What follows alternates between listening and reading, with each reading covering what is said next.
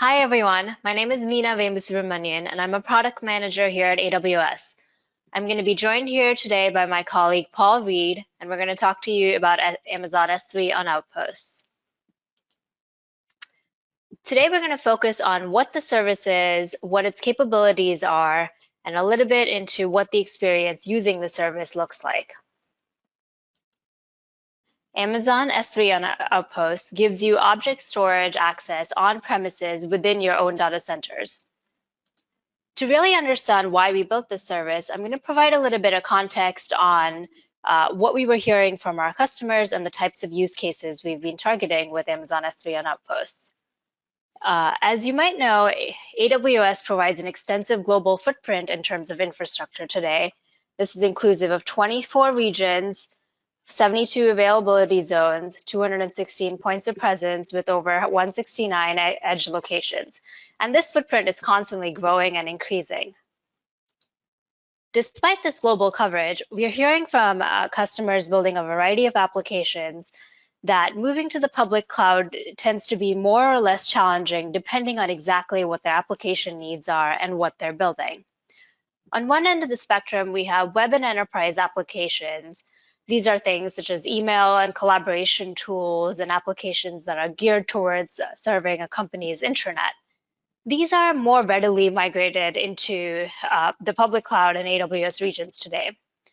On the other end of the spectrum, you have applications that today tend to run on premises and are really constrained by physics at the end of the day and the speed of light in terms of their ability to be moved to the public cloud. This includes applications that require low latency access to data, either to serve critical, safety critical application needs or complex workloads that tend to span a variety of host and storage systems today. There's also a number of local data processing applications where you see large data sets being generated locally that can't easily be moved to the cloud and are constrained by bandwidth up or down from where the data is being generated today. In the middle of the spectrum, we see a growing set of applications that are driven largely by residency requirements in the localities that they're based in that dictate when and whether customer data and personally identifiable information can be moved out of a particular geography or out of a particular country's borders. Now, when an AWS region is available within these borders, customers are certainly able to move these applications into the public cloud and use AWS to host these applications. But talking to customers across the spectrum, one thing that we hear repeatedly is that customers want a consistency in experience across what applications they're running on premises, at the edge, and in the cloud. This consistency spans not only the same operational needs in terms of availability, durability, and so on, but also consistency in using the same programming model, same sets of services and tools, and the same APIs. Customers are also looking for the same pace of innovation that you see in the cloud so that they're able to use increasingly more efficient and better features as they continue to build applications across these different environments. In response to these needs that we're hearing from customers, in 2019, AWS launched Outposts, which is essentially a service that allows you to run AWS services on premises in your own facilities. Outpost is delivered as a standard 42U rack that's fully assembled, can be rolled into your final position, and is installed by AWS. You simply provide power and networking, and the Outpost service comes to life and is ready to use. When we launched AWS Outposts, the service came with the capability of running a variety of AWS services on premises on the Outpost. This included services like Amazon EC2 for compute, Amazon Elastic Block Store for storage, Amazon RDS for database services, and a variety of other networking, container services, and data processing tools. In addition to these services that ran on premises, Outposts also allowed you to access services that are running in AWS regions. For example, applications on Outposts could access Amazon S3 in AWS regions over the network. But we learned from customers that this didn't solve all use cases. There were a number of applications that still needed local access to object storage in order to process data locally or reduce that total transfer between the Outpost and the customer's network and the AWS region on a repeated basis. This included customers in the manufacturing space, in healthcare, across medical research fields, as well as the autonomous vehicles development space.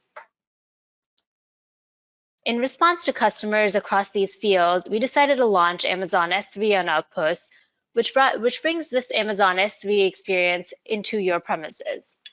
We focused on delivering a consistent experience that brought the same S3 APIs, automation, and tools onto the Outposts so that you could continue to have the same experience and the same programming model that customers are used to in AWS regions on the Outpost as well. Today, we're starting out with two capacity options for S3 on Outposts, a 48 terabyte option as well as a 96 terabyte option. In both of these options, customers can create up to 100 buckets locally on their Outposts. And we're introducing this capability as a new storage class for objects stored on Outposts today. As with S3 in region, data is stored durably across multiple devices and servers and is resilient to hardware failures within, of course, the constraints of a single Outpost rack. We talked a little bit about these use cases earlier in the conversation, but I want to spend some more time talking about how specifically customers with either data residency requirements, local data processing needs, as well as customers looking to stage and validate applications for cloud migration will benefit from using S3 on Outposts.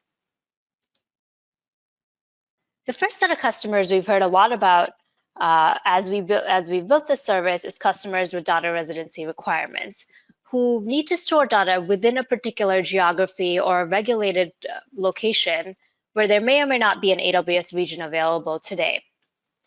These customers want to build applications that use the S3 API and can use the same set of features that S3 offers, but control where the data is stored and have that be within their own premises.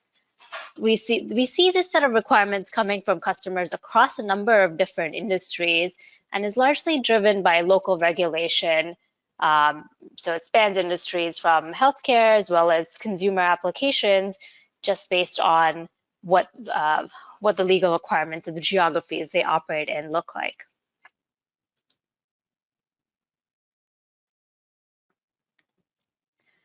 In addition, there's a number of customers that need to process data locally within their premises in order to control either the latency of the experience or the amount of bandwidth that they consume in transferring data back and forth.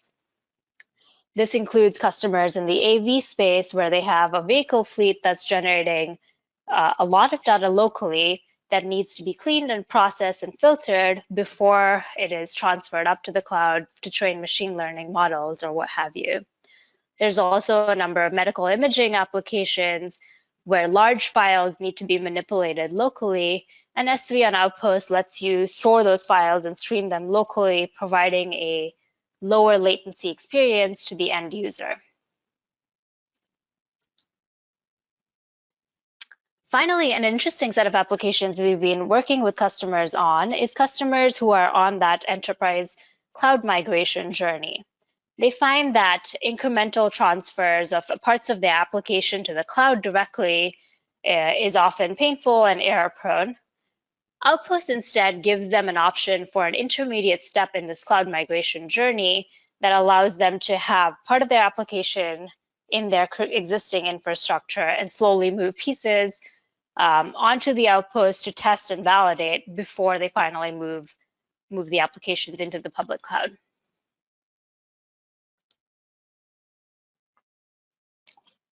So S3 and Outpost today is going to be available in all regions that AWS Outposts are available in. This includes all public regions that Outposts are available in, except for the US GovCloud regions today. From a pricing perspective, S3 on Outposts is priced based on the capacity SKUs that you order rather than on a usage basis as S3 in cloud is today. So there's a set pricing for the 48 terabyte SKU and a set pricing for the 96 terabyte SKU. Outpost pricing today follows a 3-year term, and similarly, when you order an Outpost that has S3 capacity, this will follow the same 3-year term. The effective price we're looking at is 10 cents per gigabit month. S3 can be, for customers that already have Outposts today, S3 can be added to existing Outposts. And depending on your current configuration and how much EBS storage you're using, you may be able to add S3 to existing Outposts without requiring additional hardware to be landed. So let's talk a little bit about the features that we're going to be supporting with S3 on Outposts. At a high level, we aim to support the same S3 APIs and familiar features and operational tools that customers use in AWS Regions today with S3. This includes an integrated API experience, the same encryption, security, access control features, as well as support for CloudTrail and CloudWatch metrics and logging. We're going to talk about each of these features in a little bit more detail here. S3 on Outpost lets you use the same Amazon S3 APIs that you're familiar with in region today. S3 on Outpost is also fully supported by the latest AWS SDKs and CLI. This means that you're going to be able to use the same APIs and programming structures you use in cloud today for applications that you build on Outpost without modification. We're also going to be introducing one new SDK or set of APIs called S3 Outposts that will give you the capabilities necessary to manage endpoints specific to your Outposts.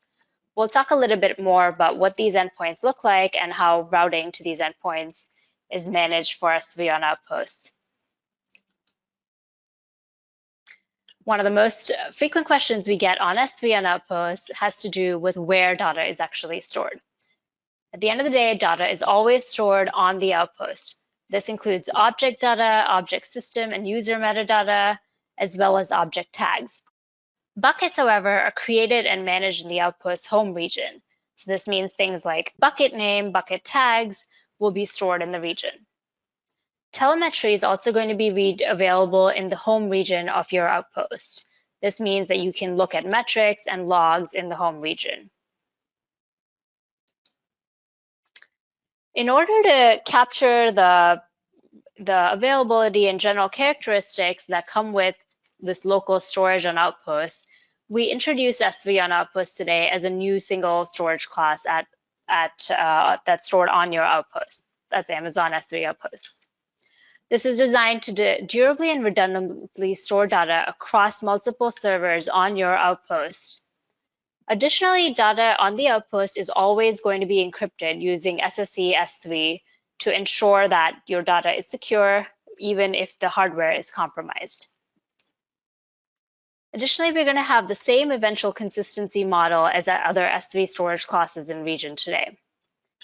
We're also going to be supporting S3 lifecycle expiration actions, which allow you to expire and delete objects based on age. We're not supporting lifecycle transition options today because we're starting with one storage class and there's not exactly another storage class on the Outpost that you'll be able to age objects into and so on today.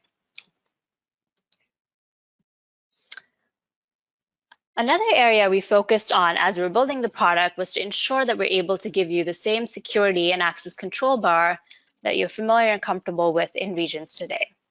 This includes IAM policies. Access is managed using AWS IAM as it is in region today. Additionally, block public access is always enabled, so objects stored on your Outpost are not going to be publicly accessible. We also feature S3 access points as a key mechanism to manage access across buckets on your Outpost. We're also going to have S3 object ownership, which means that the bucket owner is always going to be the object owner and will always have access to the objects stored in the bucket.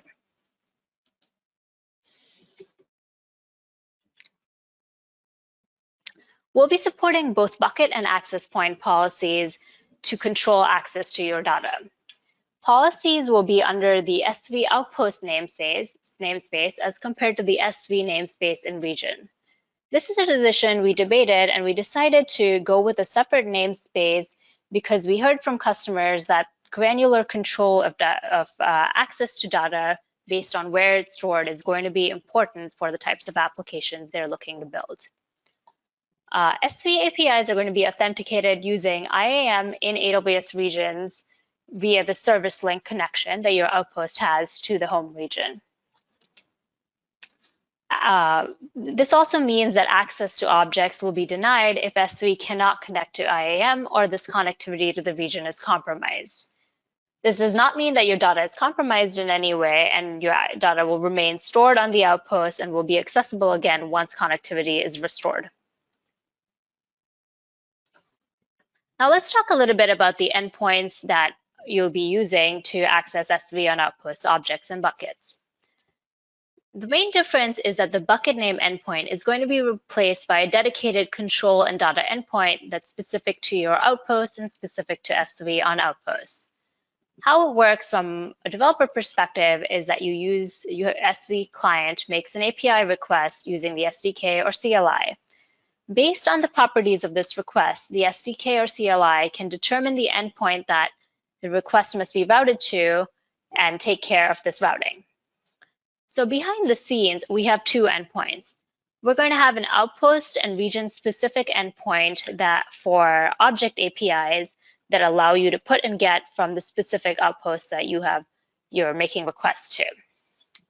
We're also going to have a regional endpoint for S3 on Outposts for management and control of your buckets. Now, looking at the gory detail of these endpoints with a little bit more detail, host names are going to be defined in an AWS-owned public hosted zone. For the regional endpoints, this looks like S3 outpost.yourregion.amazonaws.com. And for the object endpoint, this is both account as well as Outpost-id and region specific, and will be tied to the access point that you're using to make these calls. Another aspect of these endpoints is that the object endpoints are going to be hosted within the customer's VPC on an Outpost.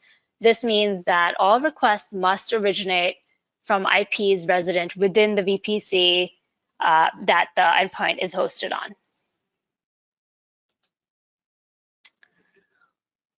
I'm going to stop now and hand it over to my colleague, Paul Reed, to tell us a little bit about what the experience using S3 on Outpost looks like.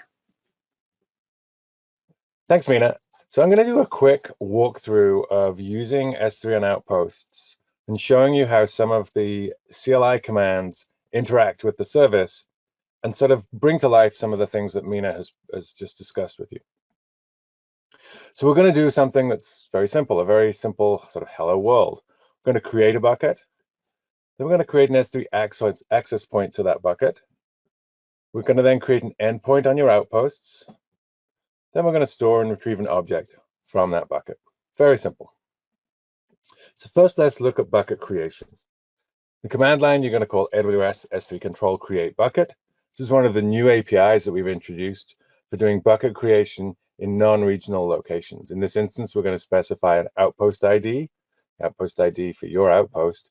This is telling the service to create a bucket on this Outposts. As Mina discussed, if you're using the SDK or CLI, it's going to work out that that request needs to go to the regional endpoint, which manages buckets on your Outposts. So the SDK is going to send that request, or your client rather, is going to send that request to the endpoint in the region. The endpoint in the region is going to talk out to your Outpost through the service link, the secure service link, to create that bucket content on your Outposts. And the response you're going to get back from this request is an ARN. All resources in Amazon are referred to through ARNs. In this instance, you're just going to get an ARN of that bucket back. as you'd expect. Now we're going to go and create an access point on top of that bucket. So again, in the Outpost context, buckets don't have a global endpoint. The way to get access to that bucket is through an S3 access point. So in this case, we're going to create an access point. We're going to specify the VPC in which that access point is going to be restricted. Again, the S3 client is going to make that call to the regional endpoint. It's going to do that for you automatically. The regional service is then going to reach out to your Outpost to create that VPC restricted S3 access point on your Outposts in your VPC. And what you're going to get back is an ARN of an access point. Again, a resource, so it's a resource that you need a name for so that you can subsequently manage it. You get that ARN back. In this instance, you'll notice on the command line there, when you're specifying the bucket, you're going to give the bucket ARN, not the bucket name. Again, in the Outposts world, bucket names are really just the ARN of the bucket. The fully qualified ARN of that bucket is what uniquely identifies that bucket on your Outposts. Next, we're going to create an endpoint. So the access point itself is really a control mechanism in order to control who can see what within your bucket or perform what operations on your bucket. It's not really an accessor. So in this instance, we need an endpoint. We need an endpoint on your Outposts to get to that access point and bucket. So we're going to call AWS S3 Outposts. And this was, again, something that Mina mentioned. We've introduced a new SDK for managing these endpoints called S3 Outposts. This instance, you're going to specify the subnet and the security group within which that endpoint should be surfaced. So which subnet do you want to be able to access these buckets? Again, the SDK is going to send that to the regional endpoint. The regional endpoint is going to talk to the Outposts and using VPC and EC2 networking constructs, create that endpoint within your VPC and within your subnet. What you're going to get back is an ARN of that endpoint. So now that we've done all the bucket creation, let's look at what happens when we want to store an object, into that bucket. So in this instance, we're just going to call the S3 API put object command. We're going to specify the key of the object. We're going to specify the bucket. And just like using an access point in region, we're going to use the access point ARN in place of the bucket name. The S3 client now is going to route that request to the endpoint on your Outposts. He's not going to go to the region and then bounce down the service link. He's going to go directly to that endpoint on your Outposts. This is really important because that access point is VPC locked. And so your client needs to be inside the right VPC in order to meet the policy that is specified on that access point for accessing that bucket. When your request hits the endpoint, it's going to get routed through the access point and onto the bucket. We're going to then validate that that client is allowed to perform the operation on the that he's requested. And we're going to validate that against the Identity and Access Management IAM service in the region against both the bucket policy and the access point policy. In this instance, if those policies allow this client to put that object, the client will get a 200 back and move on.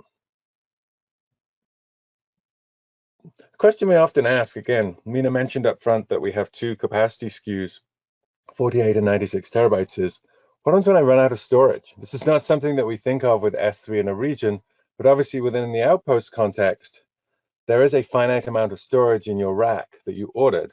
And so what happens when you run out of storage? When I try and do a put and there's just nowhere for that storage to go? Well, you're going to get an insufficient capacity error. You're going to get a 507 back so your application can programmatically handle that response code. Now, again, we don't want applications to have to really deal with this. This is not sort of a normal situation. So we do provide CloudWatch metrics that allow you to monitor the amount of storage that is used on your Outposts.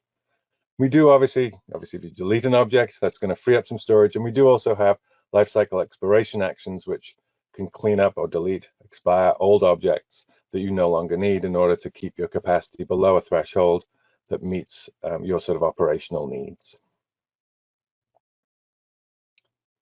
Let's look at the opposite of our store object and its get object, and it's almost identical here in that my client is going to make the request. The SDK is going to route that request to the endpoint on the Outposts. That's then going to go through the access point to get to the bucket, and both access point and bucket policies are going to be checked to ensure that I can actually get that object as that client.